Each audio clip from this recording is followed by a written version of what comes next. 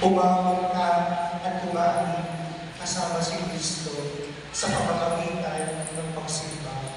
Sapagkat malayo pa man ang lakbayin, hindi tayo dapat sumuko.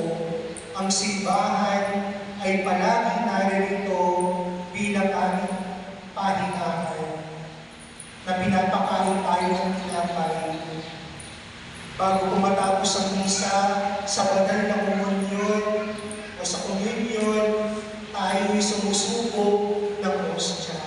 At hindi lamang simpleng hostya yun, iyon ang katawan at dugo ni Kristo na pinapaalala sa atin na hindi pa tapos ang ating lakbayin, magpalakas upang mapagpatuloy natin ang bawat misyon natin sa ating buhay.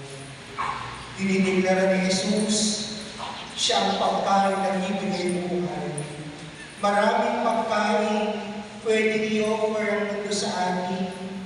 May mga pagkain